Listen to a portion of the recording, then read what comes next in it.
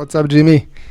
Thank you for coming to my podcast. I really appreciate you being here. 1,600,000 and plus subscribers on YouTube channel. I mean, that's just amazing. What's going on there, man? Yeah, well, thanks for having me on. It's nice to see you. Nice to hear from you. It's, I don't really know, man. It's just a job. As weird as that sounds, it's so cliche, right? It's like find a little bit of success and you could either let it get to your head and run away with it, or you can just continue to be yourself. So, I mean, I didn't even know I had that many. The last time I looked, sincerely, the last time I looked was when I hit 1 million. And then after 1 million, it's just kind of just trying to put out good content and trying to be consistent. But it is surreal sometimes when I think about it, or, you know, when Jordan will bring it up or something. It can get a little surreal to know that there's that many eyes on my content. And it's flattering and humbling. So, yeah, it's interesting because I feel like your Instagram page is not as active as your YouTube page. Like how yeah, is that? I mean, so kind of like I was just saying, I like making the content and I like writing and I like coming up with these stories. So that's why I love doing the YouTube videos, because that's my passion. I don't really have a passion for posting things on Instagram, maybe like little tidbits of information here or there. But the second I get done with a video, you know, doing work on Instagram, it's work. So it takes time and it's just me. I don't have a team or anything. And if it's work that gets taken away from the next video, whether it's an hour or 2 hours or 3 hours making that Instagram post, well, then that means that's less time I get to work on my next video. So it's kind of just about efficiency more than anything else. So I finish the video, I post. I could spend some time on an Instagram post, or I could just get right back on it and get right to the next YouTube video, which is what I tend to do. Unless it's something that I feel like I just have to put my 2 cents in. Like when LiAngelo Ball signed his contract with the Pistons. It's like, okay, well, I got to say something about that. Yeah, that's interesting because nowadays when I look at the YouTubers and Instagrammers and, you know, so-called entrepreneurs, even though that word is kind of a little bit confusing to me, being an entrepreneur and an Instagrammer, you know, I don't know. I think that's something that we can talk a little bit later. But, you know, you don't seem like a flashy guy. And that's what I really like about you. Like, people don't know about you until they find out what you do. So, like, I can bet that there is thousands of people who are actually your subscribers and follow you and know your content, which is, by the way, pretty good. And I think it's very analytical and very interesting and entertaining. But they would not know you. If they see you, they would not know who you are because you're not that flashy guy that you go out and take a bunch of pictures with your car and have a bunch of booties around you twerking and throwing gold chains and stuff like that. Which, I mean, if that's something you like to do and it makes you happy, I'm all for it. I like when people are happy no matter what they do. But you're not that guy. And it just gives me that vibe of like, I love that. I love the people who are working from the shadow and making things happen.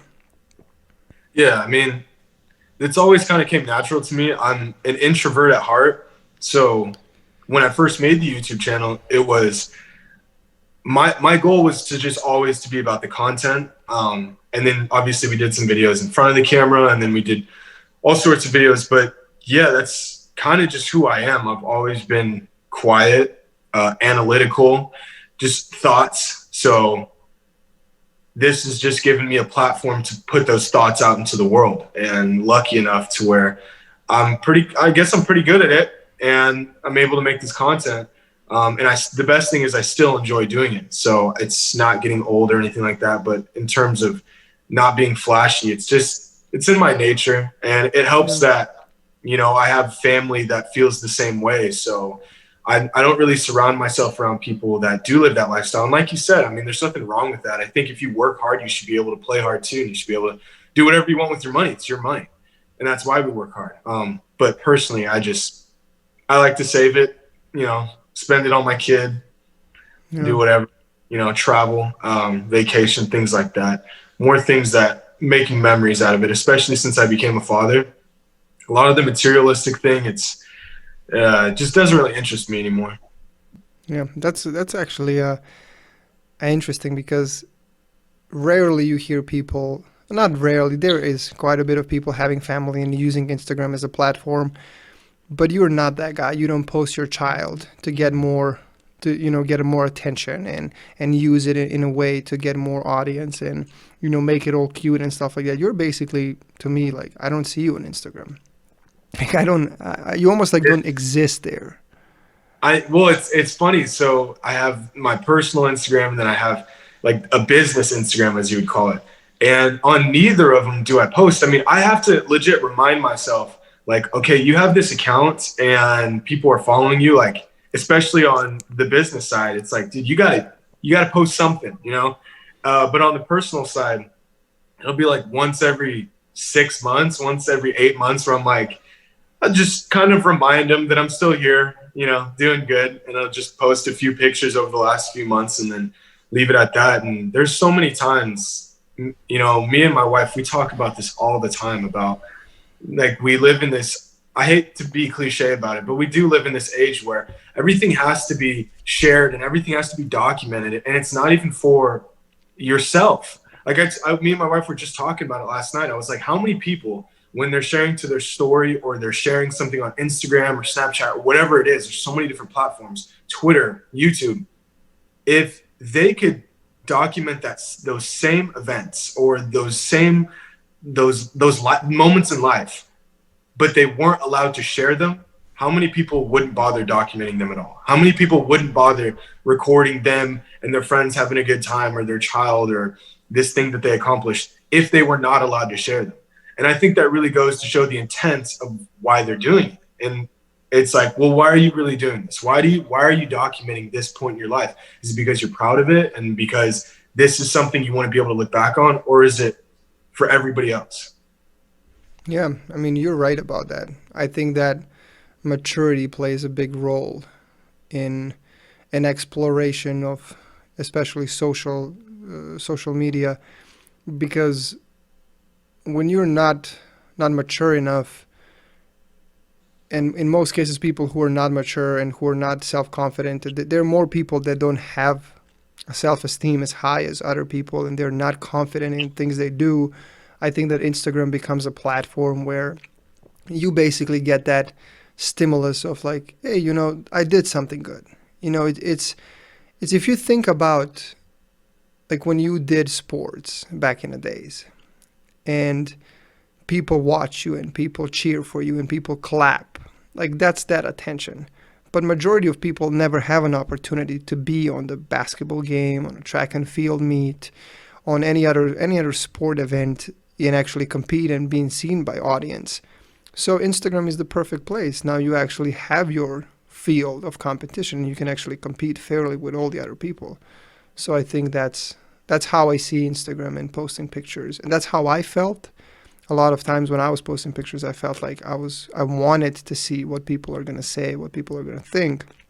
And especially when I was in sports, like when I did my collegiate career, that's when I really wanted to see people saying something because that's what helped my ego went up. But then as the time passed, I didn't really care about that. That's a really interesting way to put it. I completely agree on the point of it being a competition. And I think in many ways it could be a healthy competition. For instance, you were just talking about sports. If you're competing and you're a competitor in life, because a lot of times being a competitor is not just about sports, it bleeds over to other parts of your life, which could be a very positive thing. And so if you're a competitor and you're actually competing in sports and you're also following what people that you compete against are doing, somebody gets a new personal best, they post that, you just got a whole new level of motivation. Now you're taking it to the next level. Well, if they didn't share that and document it for you to see, then you might not have gotten the same motivation.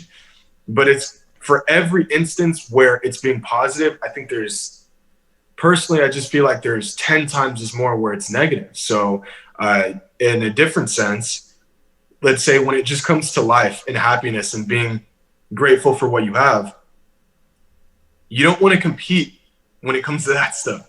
You know, it's healthy to compete in some things. It's very unhealthy to compete in other things. And life itself has become this competition where it's just, and it always has, but social media has just completely put it in this vacuum where no one, it seems like so many people are just unhappy with their lives because you can see what somebody else has got going on and what they're doing.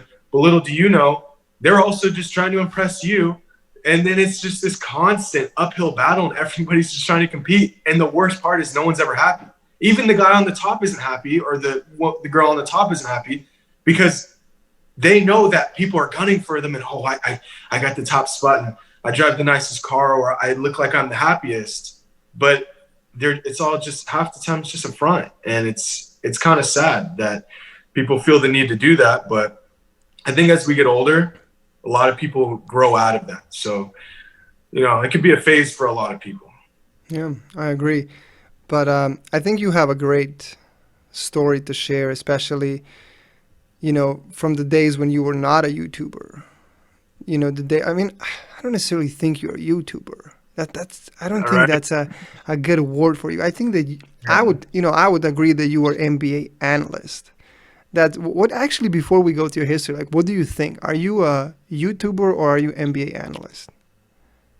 Um, well, I would say a little bit of both. Generally speaking, I'd probably say both. But if I had to define what I was, which I don't think you get to do in life, you know, it's not really up to me. But if I had to pick what like my title would be, it'd be a writer. So A if I writer. ever describe myself, yeah, to somebody else, or if I'm ever talking to somebody on a professional level, I usually refer to myself as a YouTuber and a writer. YouTuber only because of the platform, but writer in many other ways. My mom was a writer; she was always good at it. That was always my strongest thing in school. It always just came the most natural to me. So on YouTube, I feel like my videos are more of just a visual representation of my writing more than anything else. Because visually speaking, as much as people think they can't, anybody can do what I do visually, whether it's the charts or the transitions or just finding the clips. That stuff is relatively easy. Anybody can do that. But the writing and turning the mundane and the ordinary into these captivating storylines, that's the tough part. So if I had to pick, I would consider myself a writer, Hmm. but that's really general. So do I analyze the games, right? So am I an NBA analyst? I I do to an extent, but yeah, I guess it'd just be a little bit of both. Because when you write something, let's say that you know you wrote something about Kevin Durant or Michael Jordan or whatever that you're doing, you have to be analytical. So you are analyst. You're not a Durant's analyst. You are actually an MBA analyst. You're using MBA information and analytically researching and putting them in a story. But I wouldn't agree that you're a YouTuber because if you're a YouTuber, then the writer who published the books and they go to the bookstore, he's a bookstorist. He's not a bookstorist. He's just a Yeah, a writer. librarian. Librarian. Yeah, right. Can you say like That's a good way of I'm, putting it. I'm kind of both librarian and writer? No, you're not. You're a writer and analyst. You're not a Yeah, YouTuber. It's a platform, and I think it's a great platform. But yeah. how did you get to that? Like, what's the story behind Grayson before MBA? Sorry, the Grayson before YouTube and the Grayson now with the YouTube like storyline.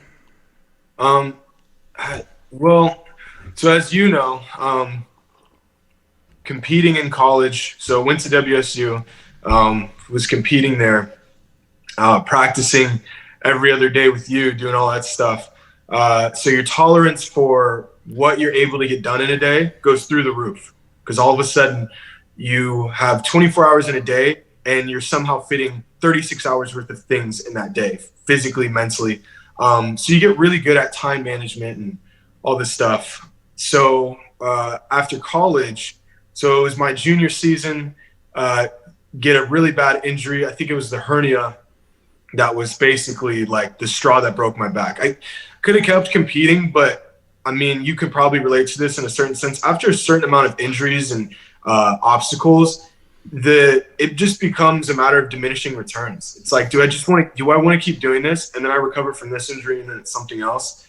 So me and Jordan, my wife, decided, hey, is this for us? And it was kind of like a turning point because she was kind of dealing with the same things. So the biggest turning point, looking back, had no idea in the moment.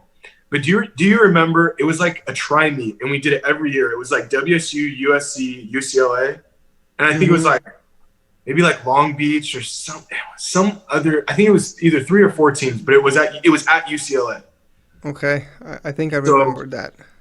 so that meet, my junior year, wasn't able to go, dealing with injuries. And Jordan, so as you know, the female hurdles department at WSU was really good. Like we had a really good group of women hurlers.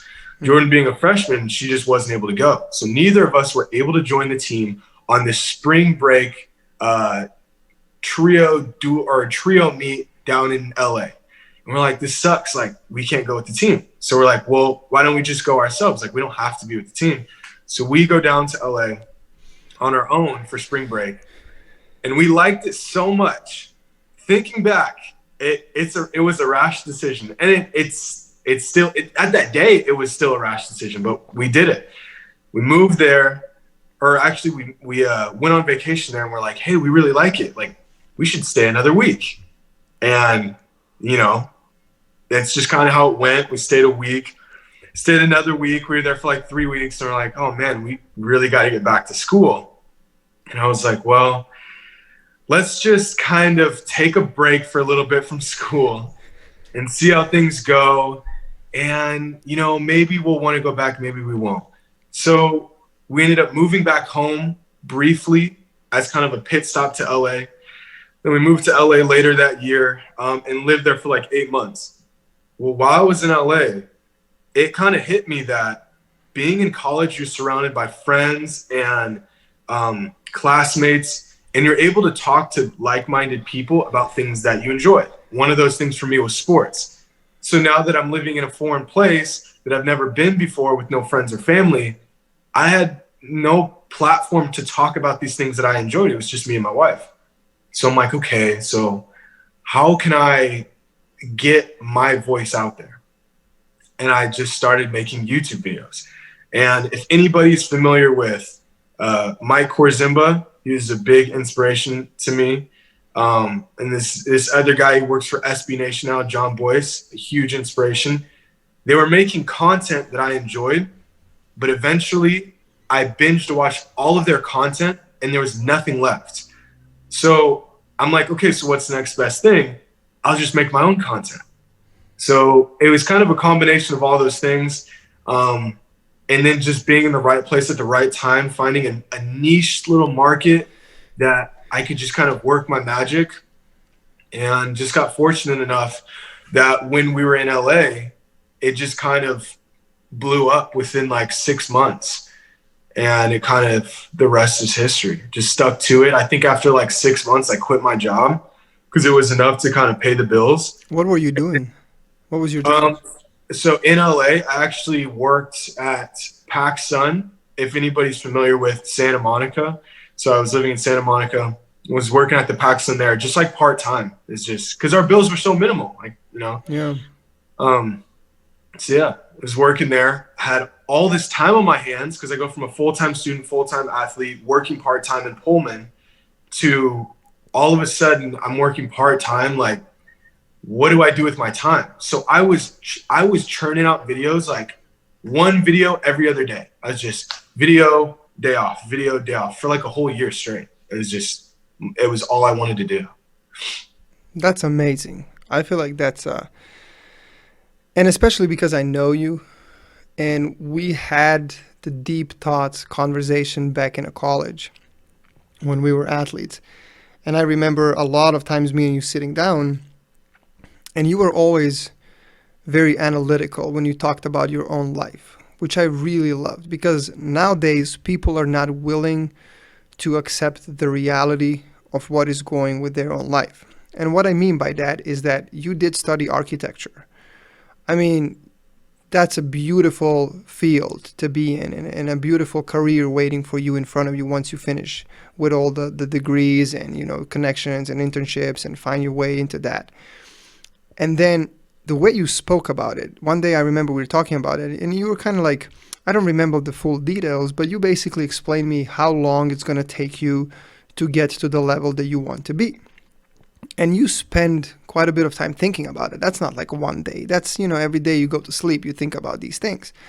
And then you talked about track and field at the time. You talked about basketball, and you were saying like, hey, this is how much time I need to put in to be at this level.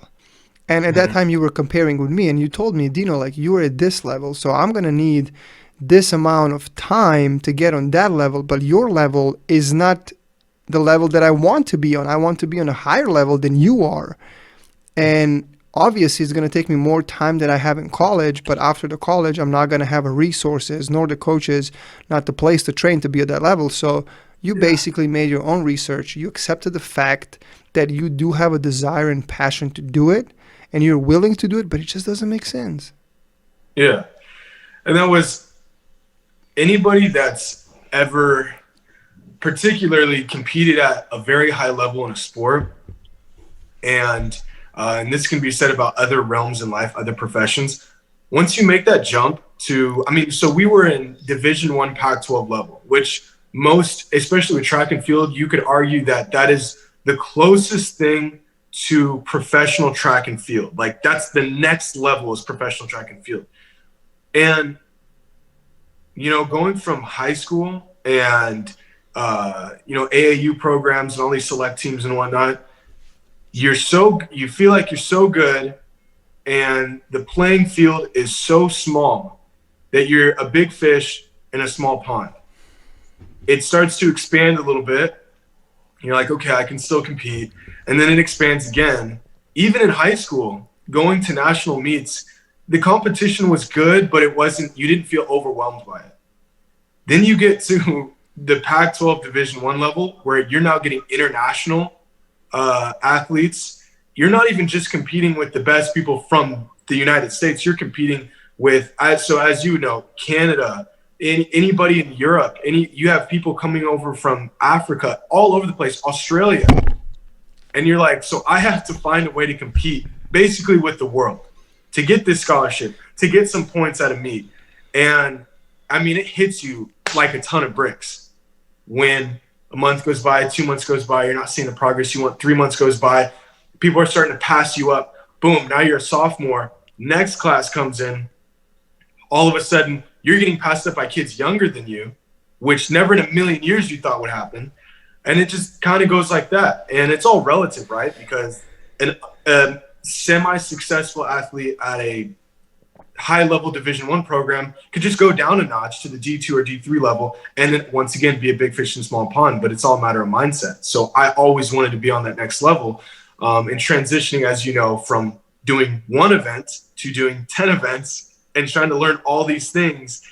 It was rough, and as much progress as I made while I was there, like you said, being the analytical person that I was, I'm like, okay, realistically speaking, no matter how good of an athlete that I am, it's just going to take time, right? What do they say? It's like 10,000 hours to become an expert at something, or 20,000, whatever the number is. I didn't have that many hours. So I had to Yeah. figure out, okay, how do I want to allocate my time to get the most out of it? Yeah, I mean, that makes sense. And I love that part about you. And I think that's why you're so successful in what you're doing, because I think you're at the perfect platform. You have your own freedom, and I think you're the guy who has to have a freedom. Like, you are just so open-minded with everything that no corporation can close your mind. You can't stand in. Like, you can't be in a box for a very long time, which many people can, and they find happiness in that. But for me, it seems like you're not one of that guys. But yeah, when I look back at the college, and especially when you mentioned about uh, athletes who are not as talented, and people who are talented who come to college. I think that's something that really scares me and really bothers me, especially because I've seen a lot of things, and I think you're an analytical person, so you're going to have an opinion on that, so I want to hear it. But this is a thing. If you come to college, there are bigger chances of you not having the coach who is capable of getting the best out of you. I mean, bigger chances are you not having that coach, because I know a handful coaches in United States that I'm sure they can make a mediocre athlete extraordinary. It's easy when you get a great athlete. Let's say we talk about 60 meters sprint, and he comes and he runs 670 on the first meet. First of all, that's not your coaching.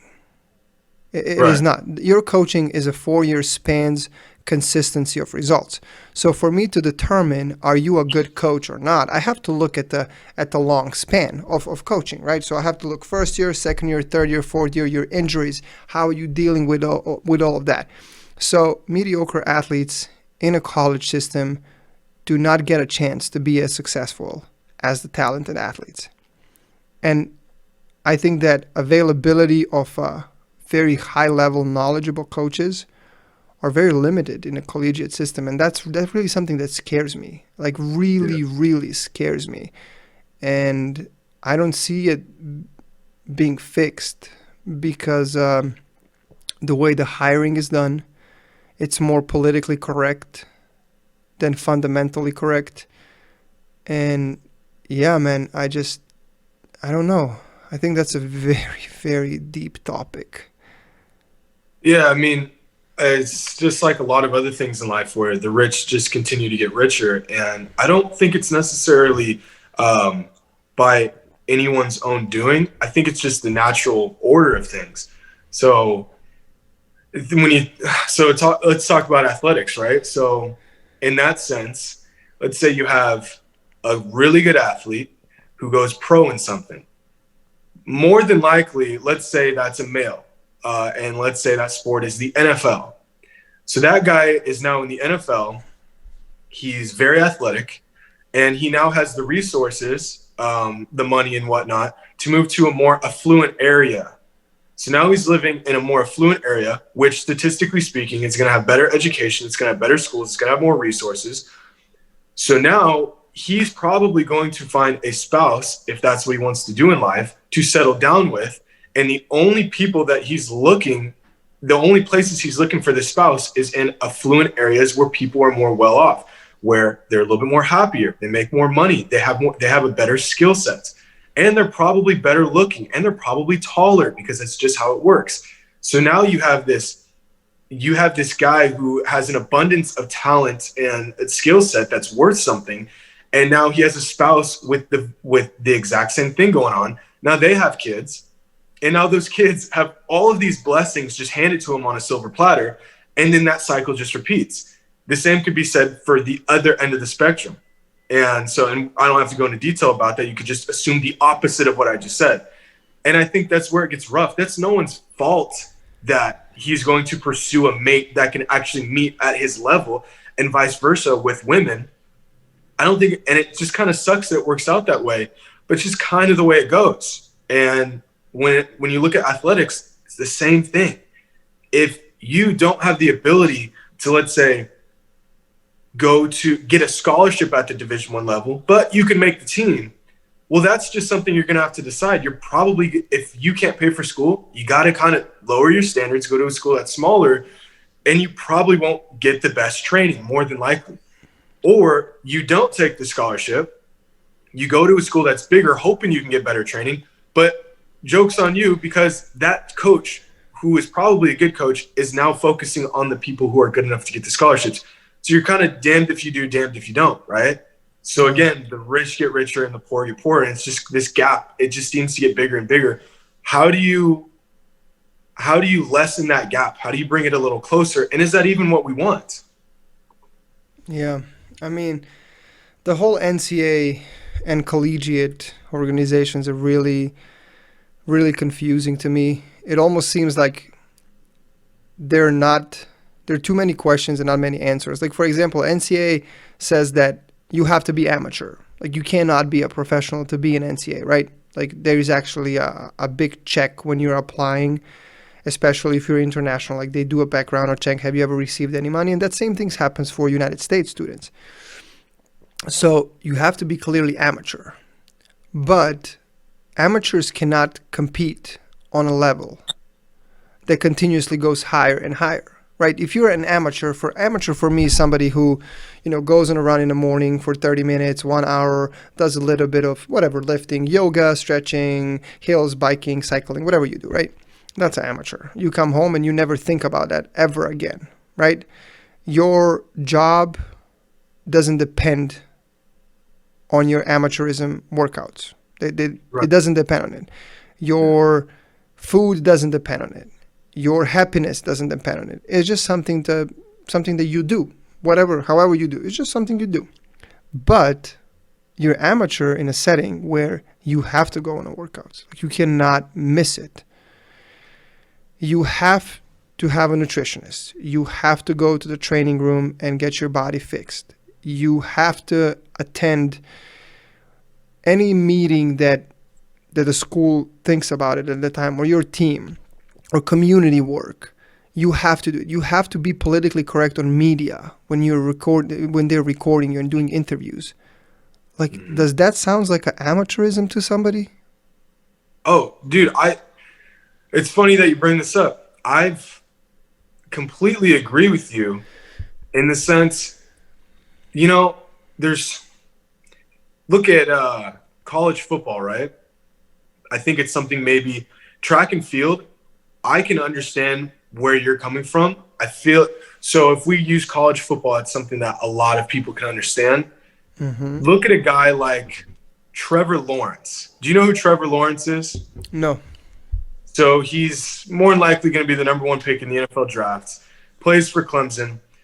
Over the course of his career at Clemson, he's probably made at least tens of millions, if not, upwards of $100 million for that school. A ton of money. But then the second that these kids, and this goes for any athlete at a school who makes $1 for that school, brings in any sort of revenue whatsoever, fans, all that stuff. The second that those kids pursue something more than a scholarship, it becomes everybody at the university, coaches, all that stuff. They want to take the moral high ground and go, oh, well, this isn't about the money. This is about education, and we're giving these kids what they need. Well, that's funny because aren't you getting a paycheck? What does Clemson's head coach make every year? Millions of dollars. How much money has Trevor Lawrence made over the last 3-4 years? The value of his scholarship. That's what he's made. But how much money has he brought in, right? So anytime money gets involved into something, it becomes a business transaction. And anytime it's a business transaction, things can get kind of weird and people kind of want to bend the rules to their favor. So really all that's going on when it comes to amateurism in college sports is we all know what's right and what's wrong. But it's just that's been the norm for so long that so many people don't even want to question it. The second you question it, you look like you're ungrateful because you're not appreciating the scholarship they gave you. Well, Yeah. This is a business, and if I get cut from the team, it's a business decision. And if I go to a different university, I can't compete for the first year because that's a business decision, right? Until I ask for money and all of a sudden it's not a business. Either it's a business and we're going to make money off of it, or it's not a business. Which one is it? Yeah, I agree with you. And I think that extraordinary athletes are the ones who suffer the most in a college. And the athletes who are very driven and who are very competitive. Basically, the number one athletes in one college setting. So if you pick any school that you want and you look at last 5 years, any sport, anybody who was the top athlete for that school, he lost the most. No matter after that going to going to professional, doing a professional career and being an NBA player or NFL player or professional athlete sponsored by whoever they want to be sponsored, they suffered the most because there are extraordinary athletes who get hurt during the college and they don't get a chance to compete professionally. But for those results that they did in the first 3-4 years, they could have made a lot of money and probably not even worry about working for the rest 20-30 years. So I think that most talented people are the ones at risk when it comes to college. And the people who are on the amateur spectrum of teams, the ones that are, lifting the GPAs and not coming on a practice as much and just kind of sitting around the workouts, but, doing the school work, I think that's great. And they know their purpose. And it's also a very business decision when it comes to coaches because they bring those people to bring the GPAs. Yeah. Like, so, like Oh you yeah. said, it is a business. Like, you're sitting at the table and you as a coach have to make a political decision. This is amount of good athletes that I have to bring, and then I have to bring terrible athletes with a good educational skills to bring my GPA up so I can Yeah. recruit. Yeah. Hmm. And I'm like, that doesn't make any sense. Like, Yeah. that it blows my mind. It is the fake thing to look at. Like, that's oh, what happened to you, man? You disappeared. Here, let me see me Yeah, now. you're back. Cool. We're gonna save we kind of have a JXMI for a second. I like that. You probably get some messages from your fans, No, but we're good. but yeah, man, that blows my mind. It's just that everybody's turning their head away because college is something that you're proud of and you're part of athletic team and has that kind of spiritual value and social value of like being part of a team. Yeah. But I don't know, man. It's just there's so I much agree. that. I mean, I completely agree. There's, even for those kids who may be on the team to bump the GPA, I I think a lot of them know it, but at the same time, like you just said, you get to be a part of that culture. You get to be a part of, for the rest of your life, you could say that I did something bigger than me and I got to represent this university that, my parents went to or whatever. Maybe there's a rich history there. So I think there can be something for everybody to get out of that situation. The frustrating part is the lack of transparency from the university, from some of the coaches, whatever it may be, where it's like, let's be honest about this. At least let's be honest about this, right? Instead of, like I said, continuing to take that moral high ground and just demonizing these kids who are actually asking critical questions about what's going on. Like, if I'm part of this team and I'm giving you hours and hours of my time, but let's say I'm not allowed to travel, or you don't really see me, or like you won't spend a lot of one-on-one time with me, but I'm here hours every day putting in the work. Well, then there's only so much you can expect out of that athlete. And then on the flip side, you have the really talented athletes who they're getting a lot of the attention, as they should. They're getting a lot of that one-on-one time, a little bit extra time after practice. Come into the office, talk to me about grades, things like that. And that's good. That's what they should be getting, because you can only allocate your time in so many ways. But then again, to those athletes, are they worth a full ride scholarship? Are they worth a little bit of a scholarship, whatever it may be? Or are they going to be left with all these issues after college? So, right, they're getting all this attention, they're getting everything they need. The second they graduate, the second they go into that next phase of their life, we've seen so many athletes, it's like they just kind of fall off. They fall off a cliff, something happens, and there's a disconnect there. So I think there's a lot of these kids from top to bottom who are dealing with these issues, and universities refuse to acknowledge it. Yeah, it's interesting what you brought up about post-collegiate careers. I'm just sad that there is, excuse me, not a program that recruits post-collegiate athletes. I think that's something that would be amazing, that there is actually an organization that gets all the post-collegiate athletes in a one setting, that they can continue with their workouts. Even though if they're selected by their performance, at least you're giving chance to some people. Maybe some people are talented and they have opportunity, but they were injured through college careers. Sure, that's fine. But there are people who were not injured and who performed pretty good, not to the level to be in a, All-American and NCAA champion, top 10, top 8, whatever. But they do have a shot in maybe 5 years. Because if you look like in any sport, not any, but majority of sports, I mean, this sounds a little bit cliche, but people tend to be better as they age. Not age in the sense of 60s and 70s, in the age of 28s and 27, and some Mm-hmm. sports even 30 and past 30s. Well, you don't get that age when you were young. And I think that if there were like a post-collegiate program, that would be amazing for the athletes. that at least they have a chance for next 4 years to find themselves, to be able to work out on a higher level. Or yeah. Well, I think the tough part is the funding. Yeah. So same same reason why a lot of these colleges are unable to do that to the athletes that want to make it to that next level.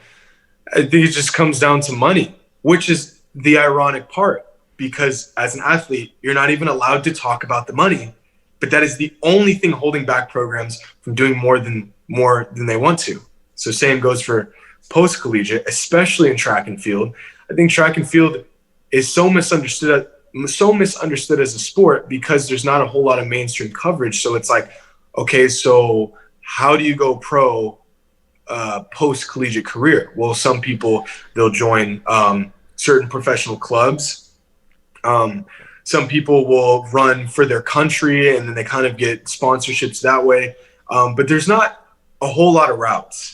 You look at a sport like basketball, you can play for amateur teams. Well, I guess professional, but kind of sub-classification professional teams around the country. You can play in the G League. You can play overseas, which has hundreds of leagues, and you slowly can build your way up. Even if you don't get to the NBA, you can make a very, very good living playing overseas or playing in lower level leagues within the United States. When it comes to track and field, I mean, there are people who have Olympic medals right now who have second jobs. Yeah. That is insane. You're top three in the world at what you do, and you have to go and get a job because what you're doing may not make enough money. There's not enough events going on. There's not enough meets going on for me to make enough prize money. Not enough sponsorships going around for me to only do this. And it's like, so how do we change that? Me and CJ, I mean, you know CJ, maybe anybody listening to this, CJ Allen, a multiple-time Pac-12 champion, he's transitioning into becoming a pro right now. And that's kind of that transitional area he's in. You know, top 20, top 25 400-meter hurler at any given point in the world. And it's like, you got to be, I mean, the top of the top of the top in the entire world just to even consider it as a career. So how do you do that? That's tough. How does the sport go to that next level? It is interesting. And I think that I see the biggest issue in United States when it comes to sports. I feel like the college is the top of the top where you can find coaching. Like that's like, you know, if you go to college, you're kind of, it's like a safe zone. You're going to find coach there. You're going to find maybe multiple coaches. You're going to find, you know, a weight room coaches. You're going to find trainers and medical staff. So you are kind of like a sacred bear, you know, people take care of you, you know, like, but at the same time, the college is triangle. Like if you think about it, it is a triangle. Everybody do the same thing in the beginning, right? There is a big base, and then how you go to the top, there is only a couple of left. So it's not a cube. It's not like you start with hundreds and you end up with hundreds. Yeah. It's you start with the hundreds and you end up with a couple of them. Yeah. So that's how I see college. I see it as a triangle. Yeah. And that scares me. But then prior to college, high schools are very, very much not developed when it comes to fundamentals of sports. Because tomorrow you can have a friend, your friend, who never did sports in her life, and he's, let's say, a chemistry teacher, and he suddenly develops a passion to become a coach.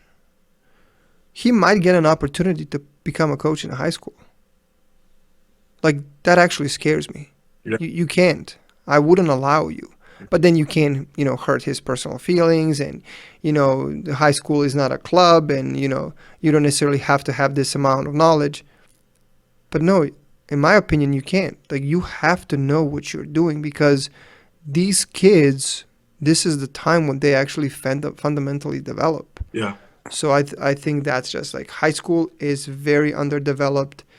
College is like a triangle, and then post-collegiate is like a mess of finding a place where you can train and make a living. So that just scares me, man. Yeah. You know, you were talking about high school and these kids being super underdeveloped. It's just a lot of raw talent just being thrown out there. Half these kids aren't even warming up. Half of them aren't stretching. They're getting these injuries that seem sort of insignificant. It'll come back around to bite them 3 years later. It could be damn near career ending, right? When I started coaching at my high school, when let's see, that was about 3 years ago. I was about 23, couple years removed from college. And when I started coaching, I started out with high jump. It was my forte. That's what I knew. But being a multi-athlete, they transitioned me over to coaching a little bit of hurdles. And then I went to full-time hurdles, full-time high jump.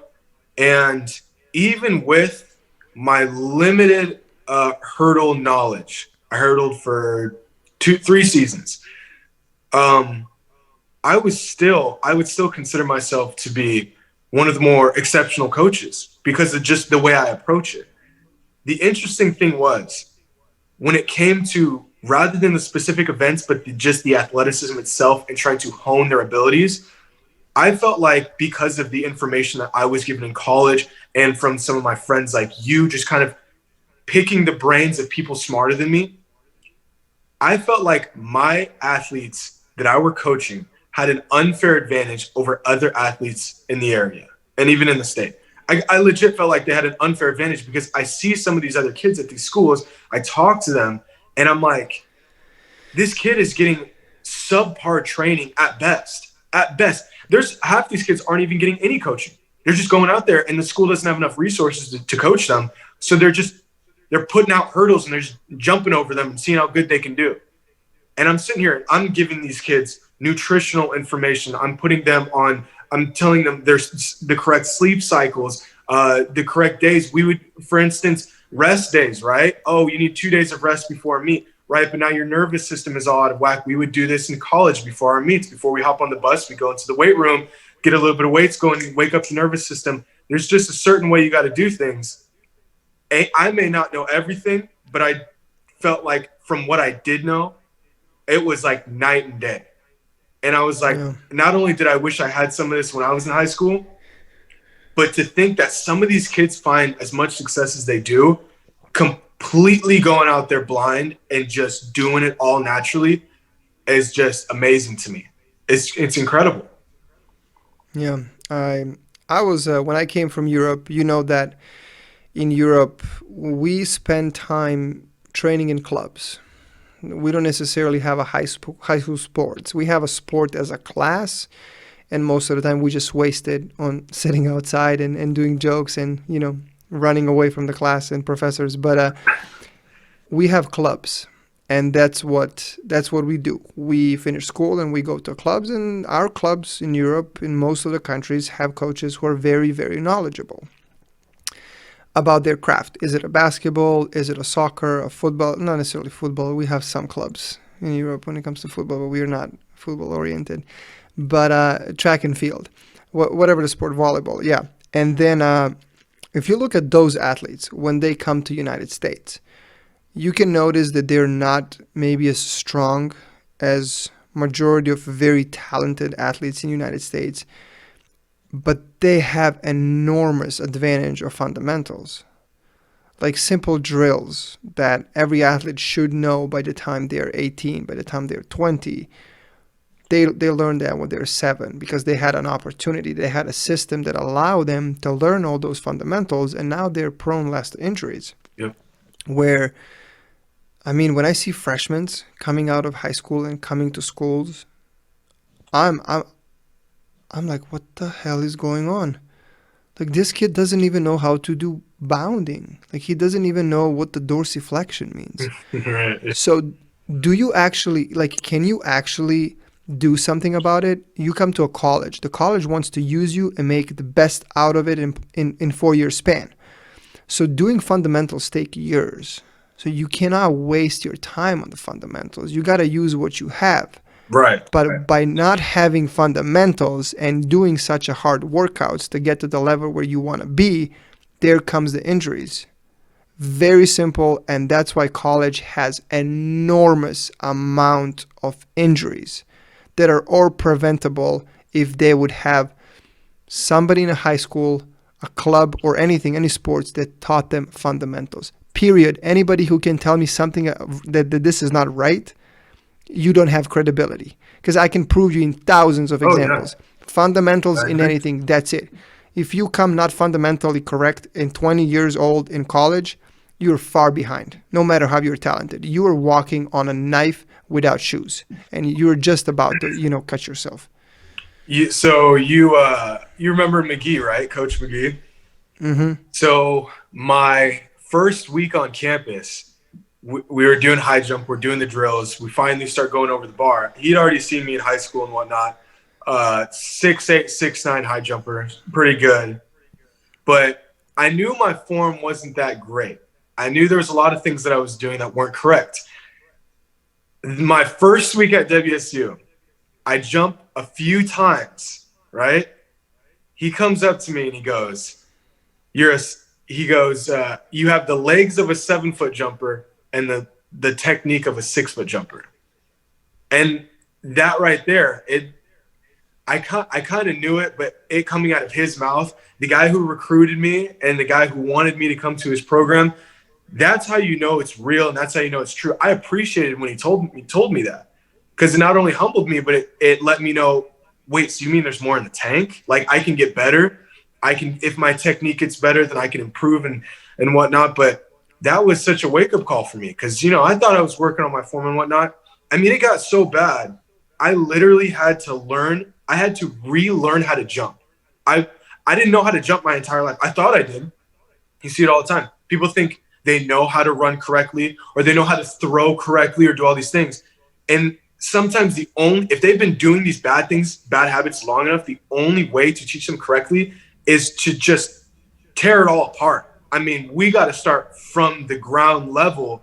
Otherwise, these bad habits are going to continue to creep up and incorporate. And that's what I was talking about when we were talking about at the beginning with the decathlon. There was so many things I had to learn from a fundamental level that it was just, there was not enough time in the day in order to get to the level that I wanted to get at. But it was crazy going from, I was nationally ranked All-American, three-time All-American, all of these things in that event. And I get to college and I find out I don't even know how to jump. I don't even know how to jump. That's why I have knee issues, patellar tendonitis, constant knee issues. My balance is off. All these things are off. It wasn't until by about the end of my sophomore year in college that I started to put the pieces of the puzzle together on how to actually be an athlete. It wasn't until I was 20 years old. I've already done all these things my entire life. By 20, I started to kind of figure out, okay, this is what being an athlete is. And you were one of the first people that would talk to me about that, because we would talk about what good is and what great is and what excellent is and how it's all relative. And we'd have these discussions, and I would have like this ego, and I'm like, no, I'm good. I'm so great. I'm so great. And you would say like, you're not great. You're good. And I'm like, no, I'm great. Like, think about it. Like, how many people make it to this level and just being stupid and just not knowing any better, not living enough life yet. And you're like, no, Grayson, you're not great. You're just pretty good. And even that was a compliment. Now looking back, even that was a compliment. Like, pretty good, But you were one of the other first influences on perspective and readjusting my lens and starting to figure out, okay, what's excellent and how do I get there? It's interesting. I grew up in Serbia, and I'm not saying that if you come from a different country, you have a better perspective. I think the perspective is very relative because it changes based on age. It changes based on the amounts of money that you have right now and 1 year from now. It changes based on who is in your life today and who is going to be in your life in 2 years from now. So perspective is super relative, and perspective is very changeable, and it's not static. So arguing and discussing things is always kind of it's going to change. You cannot make a final decision because life is not something that you can just kind of. It's a set of perspectives that you go through. By the end, it's not just one perspective. Yeah. So in Europe, when I was growing up, I was always taught by my mentor and my coach, who is, by the way, extremely good in what he does. And if you look at the consistency of results that he has with all of his athletes, you see no injuries and you see great results. So somebody I can trust. I see it. He doesn't talk about himself. He doesn't put the resume when he wants somebody to come to work with him. People come to him without him sending an email, without him recruiting. People come to him because people know, they follow, they know what is it going, and that's why he's so good. Mm-hmm. So he always taught me the first thing in solving any problem is you first have to realize that there is the problem. Like, so if you're terrible at something, you are terrible, right? And he's not going to say, it's all right. He's going to be like, my man, you sucked. Like, I don't ever want to see this mistake ever, or you're going to get out of the stadium. I don't want to see your face if you're going to behave like this. Yeah. So you look at him and like, what do you mean terrible? Like, that was a good jump. No, he was like, no, that was so terrible that I'm ashamed that I'm your coach. So then you as a kid, you look at the things from a different perspective, right? So now you know what the terrible means. Then when you do something a little bit better, he's going to be like, nah, that's okay. You're like pumped. You just cleared the height. Let's say high jump. You cleared your personal best on a training, personal record, right? Mm-hmm. And you're all jacked up. Like, this is it. Like, great. And he's like, it's okay. Yeah. And then he explains you why. He's like, your foot was here. Your angle of take-up was not good. Your speed was not good. You managed it by using different sources of energy with your body. Mm-hmm. But the things that I want to teach you, you haven't used. So it's not great, it is good. And then when you become great, he has great. When you become excellent, he says excellent. Right. And that's what I think that in a collegiate system is something that is lacking, and that's honesty, because there is a lot of hurt feelings. And it's not college, it's not a coach's fault. Like, we go back to the business. It's a business, so you got to manage your business. You cannot hurt your basically customers, because parents of amateur athletes are not the same mentality as a parents of talented athletes. Yeah. So if you say anything like using a words for 1 year, oh, you're terrible, you're terrible, you're terrible, you're terrible, the kid's going to go to mom and be like, oh, this is abusive. And then you just got into trouble, and your business into trouble, and your salary is in trouble, and you might get fired. And that's just because you were realistic and you wanted to help. So I get it. It's very hard to be politically correct and actually able to make changes to an athlete's development. Like, I think those things are so separated. Well, that's one of the things that I always respected about you was your ability to just be honest. And you never sugarcoated anything, and you always said what was on your mind. And it's not that you didn't have a filter or anything. It's that being my friend, you knew that you could be honest with me. And that was something that I appreciated. There was times where we would work on hurdles and you would help me out because you were a good hurdler. And I think personally, you were a great hurdler for a multi, especially when you're coming from where I was coming from. Never gone over a hurdle in my life. So we would go over the hurdles, and I felt like I was getting better, making progress. And then I get done and I look at you and you're like, it's terrible. And I'm like, well, it's better than before, so it can't be terrible, because if it was terrible, what is it now? You're like, no, it's still terrible. Like, just because you got a little bit better doesn't mean it's not terrible. It's still terrible. And then, slowly, it's like, it took me like a year just to not be terrible. And it's like, and even that was just a step above that. So it's like, takes so much time. And I wish at the time, obviously got better with it, because, going back to the ego, going from high school, and everybody's constantly giving you props, and no one's being honest with you, and everybody just wants to be your friend. This goes for coaches and parents and teammates, to going to a place where, especially teammates, especially friends who want to see you get better, they don't care about your feelings. Am I here for your feelings, or am I here to make you better? I asked you when we were doing those particular drills, I asked you to, hey, can you come and check me out and check out what I'm doing? I want to hear your advice. I know I have other coaches. I want to hear what you have to say because I know you're going to be honest. And then you were honest with me, and then it hurts my feelings. So just like you were saying, it's like, do you want to get better or do you want to feel good? Because a lot of the time, those are different things. And if you work really, really hard, you're able to get both. You're able to feel good and you can get better. But that's a rare and fleeting moment. And that's kind of what you work towards. So, but man, some of those practices were brutal, man. But that's what I needed. I wish looking back, I was able to, like I said, towards the end, got better. But man, at the beginning, it was so tough because no one had ever been that honest with me. It's just always like, it's pretty good. We could work on this. We could work on this. There's some times where you're like, you got to put your head down. And I was like, I'm putting my head down. You're like, no, you need to, I want your chest to be on your thigh. I want it to be like this. I'm like, I'm doing it. And you're like, no, you're not. Why are we even having this discussion? No, you're not. And that was so good. Looking back, those are the things that I always appreciate most, and applying those same principles to the same things in my life now. You know, like I'm giving it 100%. You know, I'm working hard. I'm doing this.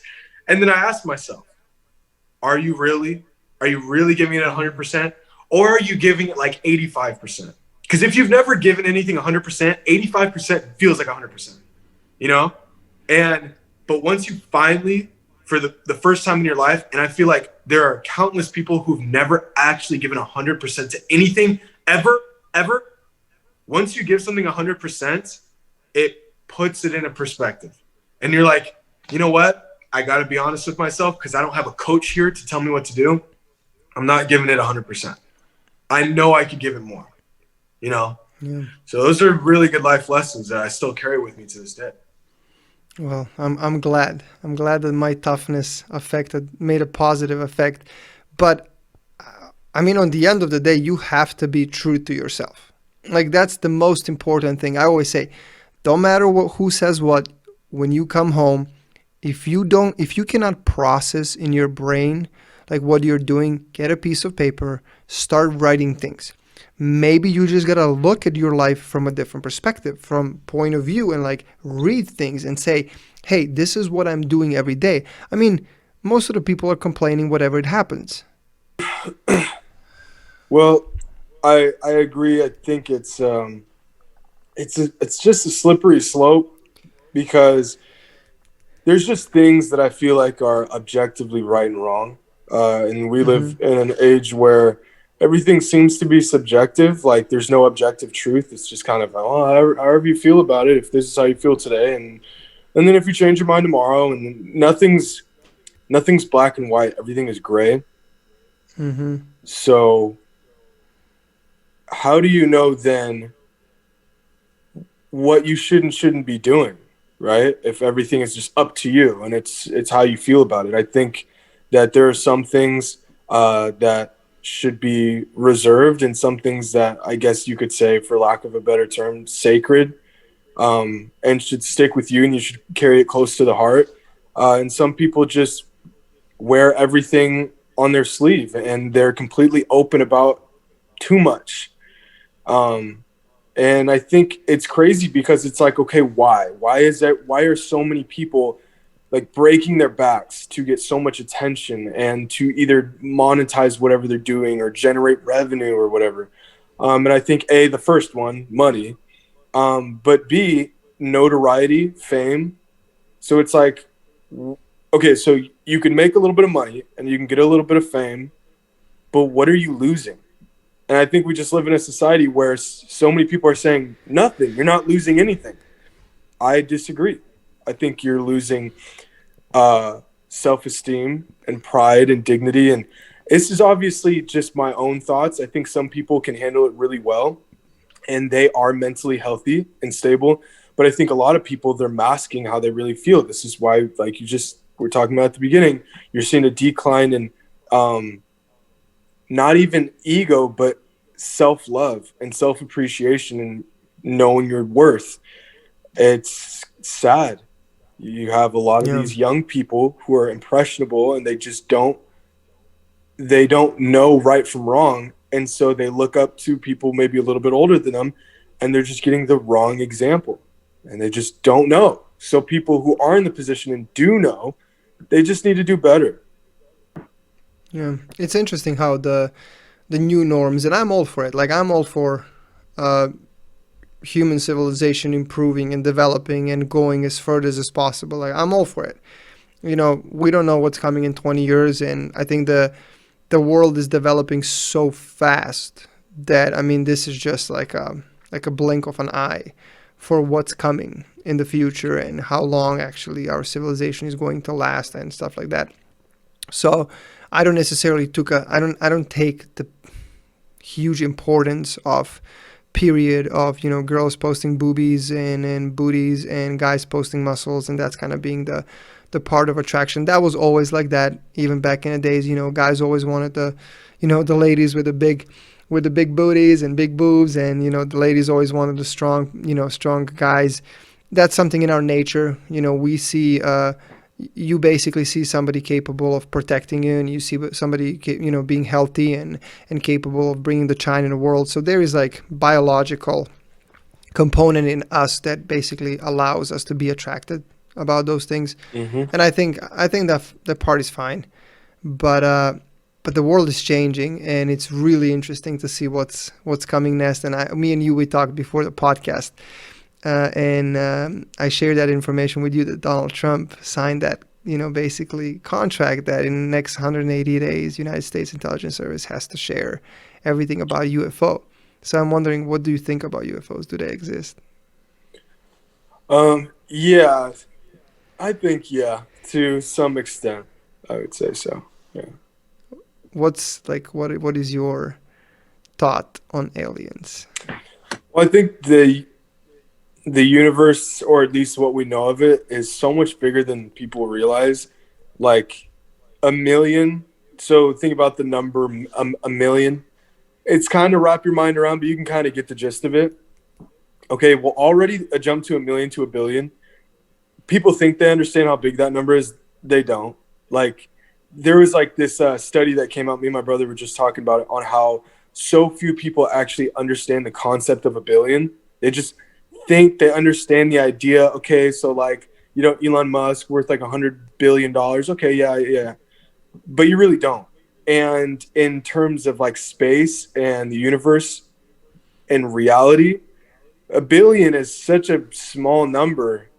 I mean, trillion, quadrillion, you just keep going up and up, and these numbers, they got so many damn zeros at the end of it. You don't even know what the number is anymore. And when you have that much space and you have this much time, it's only a matter of time, right? So I heard this analogy once, and they were like, the odds, I'm probably going to butcher it, but I heard this one thing. I said the odds of there being other intelligent life, and I think that's the key, is intelligent life, right? Because in order to make a unified, what is it, UFO, unidentifiable flying object, Mm-hmm. in order to make a flying object through outer space, you got to be pretty damn intelligent.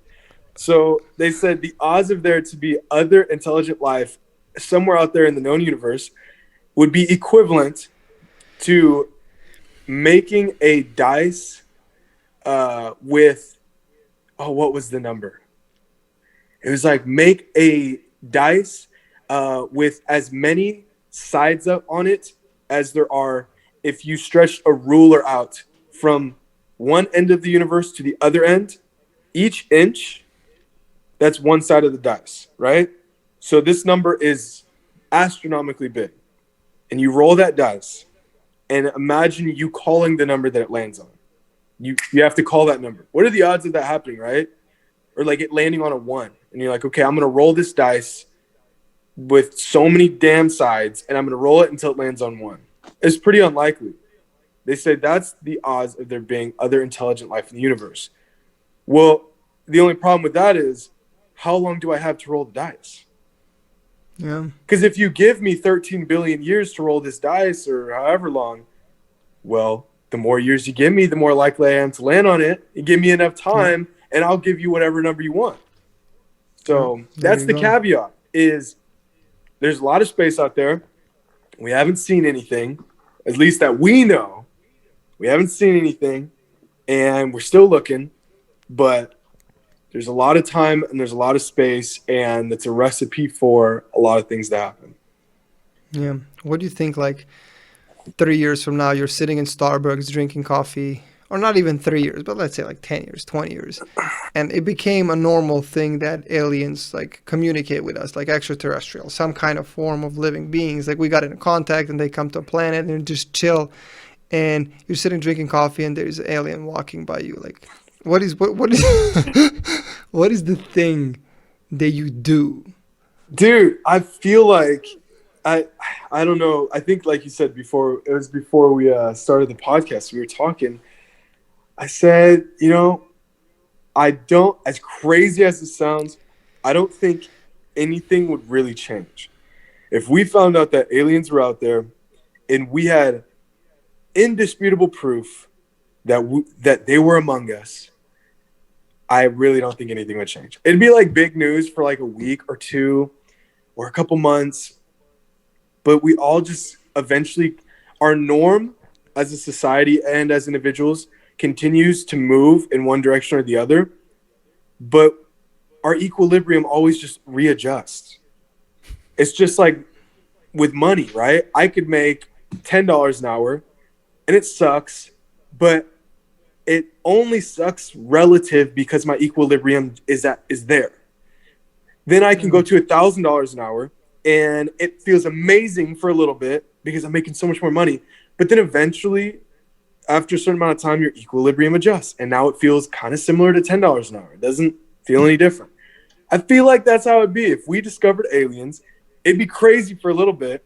And then after a while, we'd be like, hey, yo, bleep blop over there, he forgot to mow his lawn. And he's really starting to piss me off. Honestly, he was cool at first, but now he's just annoying me. It'd just be so normal after, as crazy as that sounds. Can you imagine that, aliens show up and, you go on a party, you go to a club or whatever, and there's an alien just walk in and kind of like, figuring out what you guys as humans are doing. If you watch Star Trek, have you ever watched Star Trek? No, I actually have never watched Star Trek. There is that one scene when there are two guys and they give them to try a cigarette, and they're actually extremely susceptible to a nicotine addiction. So they have this machine that they can type whatever they want. The machine kind of makes it. They're up in a space, right? So he goes to machine and he clicks it and he types like 500 cigarettes. So they start smoking that it cannot pass like a couple of minutes without them having to light a cigarette. So they're in this room just smoking like crazy, and the human beings come in and they're like, "What the hell are you guys doing?" And they're like smoking, and then like they tested them. So they explain them like, "Hey, you have to like, take care of each other now because no more smoking. We're going to develop a cure for you guys." So they're just fighting with each other, like hiding cigarettes in the plants and smoking on the side. You know what I mean? It's super funny. But I would get a coffee with an alien. Oh, I would buy him a coffee. for sure. Well, so if you think about it, more than likely, they say that if there is an extraterrestrial species or whatever that comes to visit us, if that ever happens, chances are, if they have the technology to do that, then they are going to be far more advanced than us, which means that if they do come visit us, the only reason why they wouldn't just end us and just immediately just blow us off the face of the planet is because if they didn't want to. So Yeah. the only thing stopping them is them. It's like, oh, these guys seem pretty cool. Let's not kill them. Let's not end their whole species. That'd be the only thing stopping them. In that same sense, you were just talking about, okay, well, like if you're at the Starbucks or, like what if they want to join a sport? What if one of them wants to be a superstar in the NBA? Can you imagine that?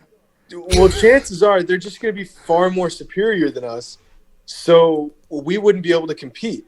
Maybe they can shapeshift. Maybe they can move in ways that we can't. Maybe they have maybe their medicine is so evolved that they're able to take a pill and it makes them, indestructible for an hour. There's so many different possibilities where it's like our reality. I think the biggest thing that would happen, our reality would kind of be, at least people who care enough and aren't so self-indulged that they're able to realize what's going on, I think our reality would just be shattered because we realize we're not as important as we think we are. It's like, hey, I Mm, thought, I'm 6'4". I'm not 6'4", I'm 6'1". But it's like, let's say you're a big guy. You're like, I'm 6'4". I'm a big guy. I'm 6'4", 230. You can't mess with me. Okay, well, this alien can just drop down and, you know what I mean? He could be 13 feet, 300 pounds. And he's like, oh, I'm small for my species. This guy's like, oh, yeah. wow, I'm not as important as I thought I was. Usain Bolt, like fastest man ever. And then a random alien hops off a UFO and he just starts sprinting in one direction and he just takes off like a rocket. And you're like, oh, I guess Usain Bolt ain't that fast after all. You know what I mean? Or it's like, LeBron James, he's playing, he's 36, he's still doing all these things. Tom Brady, 43. Wow, it's so amazing. They're standing the test of time. This alien hops off a ship and he's like, bro, I'm 500 years old. I'm still doing great. What are you talking about? So it's like Yeah. our reality is set in this very finite, small perspective. And I think Yeah. even one visit from something other than us would completely throw us off kilter for a little bit at least. And then we probably just go back to making TikToks. Do you have a TikTok? No, I had one and I deleted it like a year ago because it took up too much of my time. It just keeps scrolling and Yeah. scrolling, and man, they got an algorithm that just hooks you. Really? Whoever wrote the I never. code for TikTok's algorithm, he needs a raise because that guy, whatever he did, it's hard. Once you're on, it's hard to get off. Damn, that's interesting. I never had a TikTok. I'm not planning on it. For some reason, I feel like that's something that youngsters. I mean, I'm still young. I'm not saying that I'm old, but I think it's something that I kind of passed. I'll pass on that. I feel like I would have a deep conversation and philosophical conversation rather than something that is superficial and entertainment. Because here's the thing, like my only thing in life that I think it's worth of giving your all, like the only thing that is absolutely the most important is intelligence. Like if you think about it, nothing else plays a bigger role in your life than your own intelligence. So I have a question. So would you rather be? Oh, I'm trying to think of a. Would you rather be very intelligent or very patient? I mean, very intelligent. How many people do you know that are extremely smart, but they're not successful in almost any department of their life?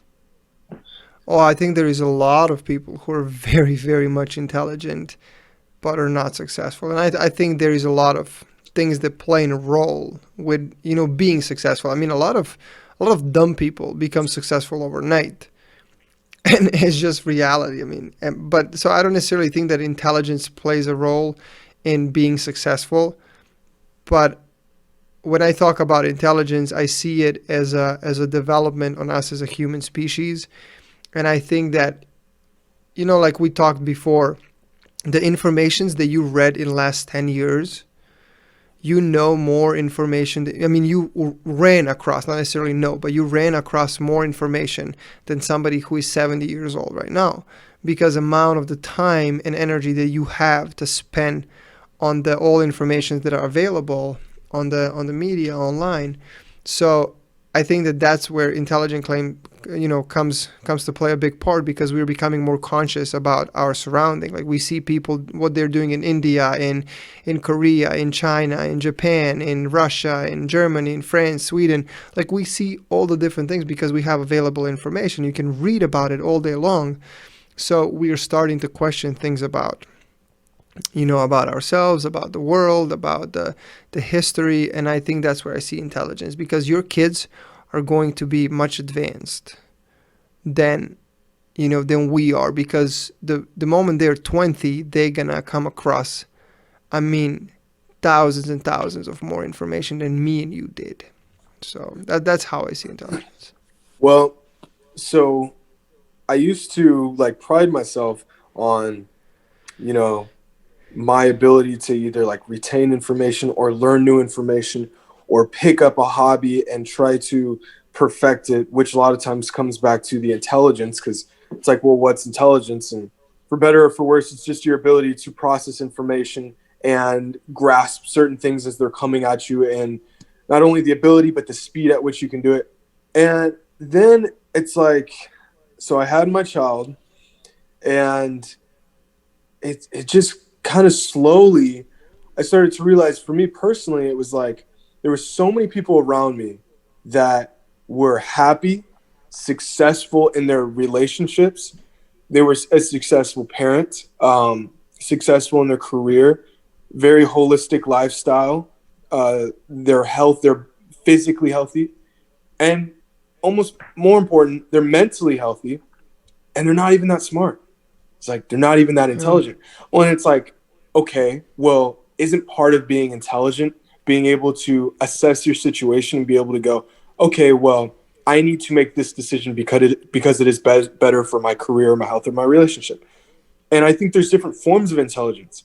Like you could be like mentally smart, mentally intelligent. You could be emotionally intelligent, being able Yeah. to read in Socially. certain. You could be socially intelligent, right? So I think in that sense, I feel like you're correct, and that intelligence is probably the most important thing, because if you're able to be intelligent in all these different areas, you'll eventually figure it out.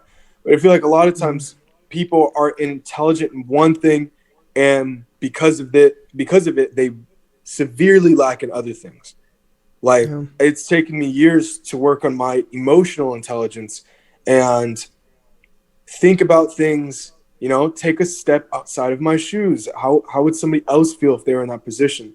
Not just saying that, like actually doing it and being like, I want to be really mad right now at this person, but I know this person loves me and I know this person wants what's best for me. So I need to look at this from a different perspective. There's no need to get upset, or there's no need to start to question if their intentions. Have the emotional maturity and the emotional intelligence to know better, and go on from there. So I think it's kind of interesting. As like in my personal life, I want to be a good parent. I want to continue to follow my goals and ambitions and not get lazy. And I want to be a good husband, and obviously a good brother and a good friend and whatnot, good son. And it's like, well, how do I Yeah. work on these things? Most of the time, intelligence has like almost nothing to do with it. And a lot of the times it ends up being like compassion, patience, maturity, discipline, all those other things. Yeah. Yeah. I mean, I think that if we would talk now about the different aspects of individual becoming successful, I mean, we can talk 3 hours now about all the requirements for you actually being successful, like starting with time management and scheduling Right. and developing determination, persistence, and patience. So I mean, we can go for forever when it comes to those things, but I think that on the end of the day, every perspective is different. I'm definitely one of the people that constantly remind myself that I cannot get angry on anybody anymore, because too many events and the things happen in somebody's life to come to that point to make such a certain decision, to do a certain thing, or to say certain sentence, or whatever the case is. And whatever happened that day will eventually change through time if the certain stimulus have changed for that person's environment, social setting, emotional setting, whatever it is. So anything that is in a moment that you think, okay, this is what it is, like Grayson did this because of that and that, and most likely not accurate, because I don't have a valid proof and information on all the events that led towards that, all your traumas, on your happy moments, all of your midnight thoughts, morning thoughts, that eventually gradually accumulated to the point where you did a certain thing. Mhm. And that kind of sounds to people like, well, now I'm just, basically putting my hands in the air and saying I can't do nothing in life because everything is basically blank. Well, it is, because what happened today will change depending on a different stimulus tomorrow. Mm-hmm. And that's interesting. So I think that's where I stand right now, is that I'm extremely open-minded, Right. and I'm not judging any information. I'm accepting everything that comes to me. I'm accepting it, and everything that is leaving me, I'm letting it go. Almost like that, if you know what I Yeah. mean. No, that's a great way to put it. That's almost like how I've been kind of approaching different areas of my life over the last, year and a half, 2 years, just trying to mature and become a better man. And it's one of the things that's kind of similar to what you're saying is kind of how I live my life is I don't know if this is good or bad.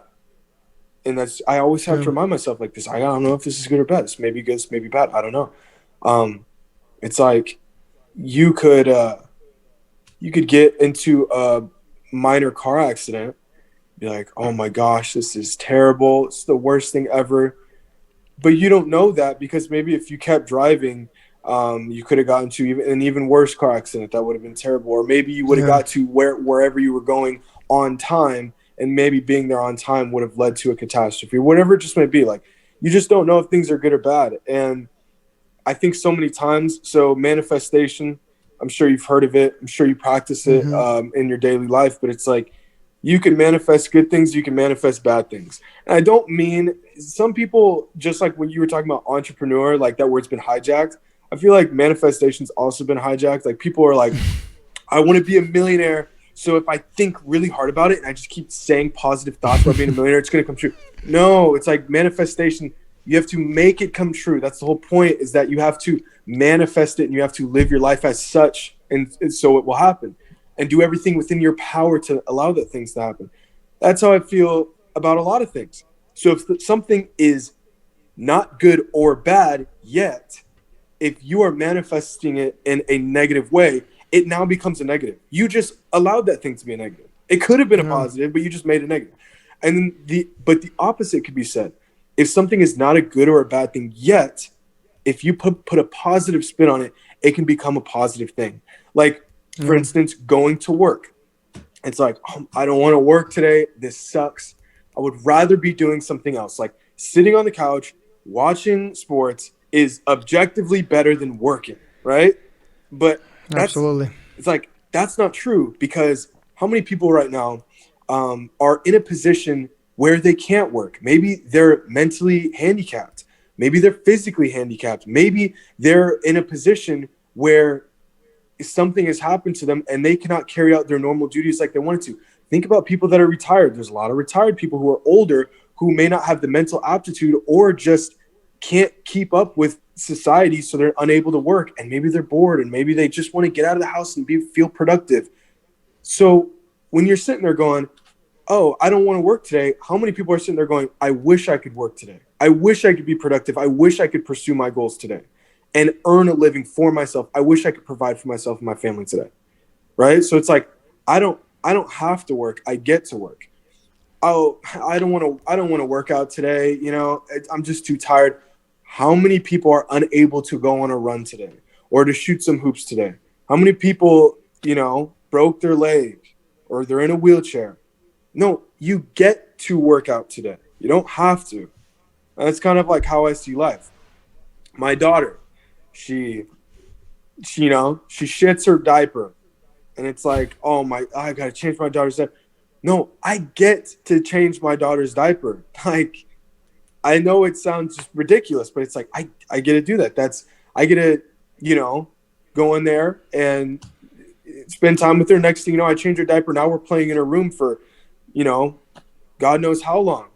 And maybe if I didn't go in there to change her diaper, we would have never went into her room, and she would have never showed me this cool book that she likes, and we wouldn't get onto a tangent that lasts for an hour, and those are moments that are precious to me. So it's like, I'm going to turn this into a positive, Yeah. I like to do Lyft on the side. I drive not a Uber, but Lyft. I love it. For some reason, I started it when I didn't have a full-time job. It was kind of like the point when I moved to Arizona, I drove Lyft for maybe like a couple of months, and, kind of looking for a job that I want to do. Finally got a job that I want to do. And I came to a point where I met a lot of people and I had a really, really good conversations. So I decided not to stop doing Lyft. I love to do it around 10, 15 hours a week. And it's a huge release of stress for me. I'm with my music, I'm driving, I'm talking to people, I'm thinking about a lot of things. That's how idea with the podcast came on my mind, just by talking to the people and listening to their story and asking questions. And I was like, man, like there's so many interesting stories that why not to share those? But then I had a lot of people, and this is something that saddens me, that are very young, 23, 22. They walk in the car with that attitude like, what's up? What you doing, bro? And that moment triggers me. Like at that moment I stop and I'm like, how can you approach me like that? It's not a traditional point of view. It is my perspective, so I might be right. But in this social setting that we live in today, that where you want to be successful, you're already lacking a first thing, and that's your appearance. Like your appearance, first appearance is that you are lazy, that I can just see it, I can hear it. And most of these stories, not most, I would say that 9 out of 10 these people that walk with that attitude in my car are the people that are, going to pick up weed or telling me stories how they're going to go and hang out, how, they're just chilling and not doing nothing. And I always ask them, what do you do for work? What do you do for a living? That's always my question. I want to know that. And they're always, nah, man, it's just, it's COVID year. I can't do nothing. I'm just chilling right now, waiting for better days. And it's always some stories like that. Mhm. And I'm like, there's no way. Take me to one street in New York, Washington, any farm, anywhere in Idaho, any city, any town. I will be able to find you a job. Like I can find you a job anywhere you want because I'm going to go and knock on every single door until I get myself a job. Mm-hmm. Like you just got to get out and you continuously have to knock on the doors until one door get open. Yeah. So that's something that really kind of scares me, that a lot of youngsters now are just, they kind of let the things loose. Right. I don't know, am I making sense out of this? No. But Go ahead. no, you go ahead. I know exactly where you're coming from. I think one of the biggest things. So we talked a little bit about social media, and I think social media might be the most detrimental thing to ever happen to like a modern society, because like we were saying, everybody's trying to keep up with everybody else. So there's the phrase beggars can't be choosers. Well, it seems like we just have a bunch of choosers these days. Everybody wants to choose, and nobody wants to put in the grind and the hard work. And they're like, no, I am grinding, I am working hard, I'm doing this and doing that. But like we were just talking about, you're not giving it 100%. He's like, oh no, I'm giving 100%. No, you're not. And you would never know because you've never done it. So your compass for hard work is completely skewed. You know what I mean? It's just a lot of people just have no idea. And it's unfortunate because working hard is one of the few things that takes no talent at all. You don't need any talent to work hard. You just do it. That's the beautiful thing about it. And then there's some people who are just, there's a lot of people who are just, they got dealt a bad hand, or they're going through a really rough time, and they're just down on their luck. I think we can both agree that we've been there at certain points, and sometimes it lasts for a day or a week or a month, or even you could have bad years.